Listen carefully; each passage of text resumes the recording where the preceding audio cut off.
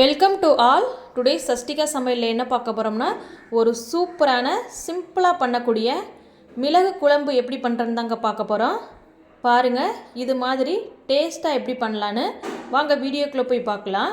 இந்த மிளகு குழம்பை நம்ம சுட சுட சாதம் வச்சு சாப்பிட்டோம்னு வச்சுக்கோங்க, டேஸ்ட் அவ்வளோ சூப்பராக இருக்கும்.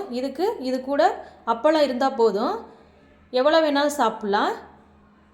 வாங்க இந்த மிளகு குழம்பு எப்படி பண்ணலான்னு வீடியோக்குள்ளே போய் பார்க்கலாம். வீடியோக்குள்ளே போகிறதுக்கு முன்னாடி மறக்காமல் நம்ம சேனலை சப்ஸ்கிரைப் பண்ணி வச்சுக்கோங்க.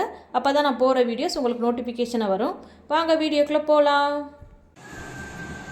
இப்போது மிளகு குழம்பு பண்ணுறதுக்கு ஒரு கடாயில் 1 டேபிள் ஸ்பூன் வெந்தயம், 1 டேபிள் ஸ்பூன் சீரகம், 1 டேபிள் ஸ்பூன் மல்லி, 1 டேபிள் ஸ்பூன் கடலைப்பருப்பு, 3 டேபிள் ஸ்பூன் மிளகு ஆட் பண்ணிக்கலாம்.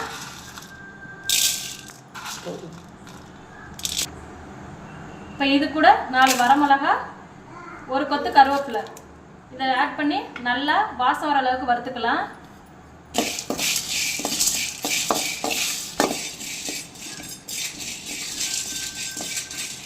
இப்போ பார்த்தீங்கன்னா வாசம் வர்ற அளவுக்கு நல்லா வறுத்து எடுத்தாச்சு. இப்போ இதை ஒரு மிக்சிங் பவுலுக்கு மாற்றி நல்லா பொடியாக அரைச்சி எடுத்துக்கலாம். இப்போ பார்த்தீங்கன்னா நம்ம பொடி பண்ணி எடுத்தாச்சு. இப்போ அதே கடாயில் கொஞ்சமாக ஆயில் விட்டுக்கலாம்.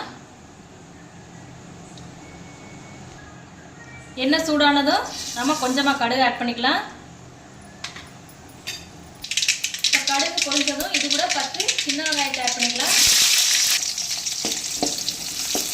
சின்ன வெங்காயம் நல்லா வதங்கி வரட்டும், நல்லா கலரி விட்டுக்கலாம்.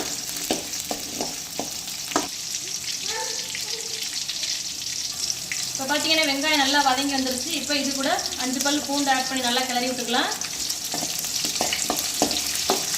இப்போ இது கூடவே 1 கொத்து கருவேப்பிலை ஆட் பண்ணிக்கலாம்.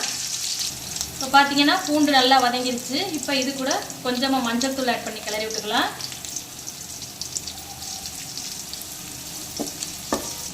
இப்போ இது கூடவே நம்ம அரைச்சி எடுத்து வச்சிருக்கிற பொடியை இது கூட ஆட் பண்ணி கிளறி விட்டுக்கலாம்.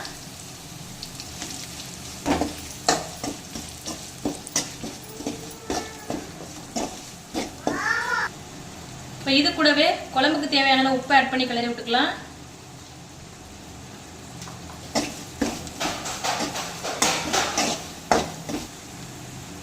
இப்போ இது கூட கொஞ்சமாக புளி ஆட் பண்ணிக்கலாம்.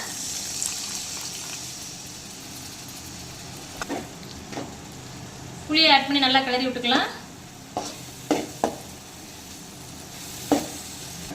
இப்போ இது கூடவே நம்ம கொஞ்சமாக தண்ணி ஆட் பண்ணிக்கலாம். நீங்கள் தேவைக்கேற்ப தண்ணி ஆட் பண்ணிக்கோங்க.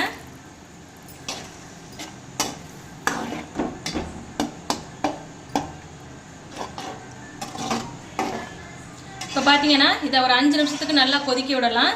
நல்லா எண்ணெய் பிரிஞ்சு வரட்டும். இப்போ பார்த்தீங்கன்னா 5 மினிட்ஸ் ஆயிடுச்சு ஃப்ரெண்ட்ஸ். பாருங்கள், எண்ணெய் பிரிஞ்சு மிளகு குழம்பு கரெக்டாக ரெடி ஆயிடுச்சு. பாருங்கள் எவ்வளோ சூப்பராக வந்திருக்குன்னு. இப்போ நம்ம அடுப்பை ஆஃப் பண்ணிடலாம். இப்போ இதை இன்னொரு பிளேட்டுக்கு மாற்றிக்கலாம். பாருங்கள், நமக்கு தேவையான சூப்பரான மிளகு குழம்பு ரெசிபி ரெடி ஆயிடுச்சு ஃப்ரெண்ட்ஸ். நீங்களும் இந்த ரெசிபியை மறக்காமல் ட்ரை பண்ணி பார்த்துட்டு டேஸ்ட் எப்படி வந்துச்சுன்னு கமெண்டில் சொல்லுங்கள் ஃப்ரெண்ட்ஸ். நம்ம சேனலை லைக் பண்ணுங்கள், ஷேர் பண்ணுங்கள், மறக்காமல் நம்ம சேனலை சப்ஸ்கிரைப் பண்ணி வச்சுக்கோங்க ஃப்ரெண்ட்ஸ். தேங்க்யூ.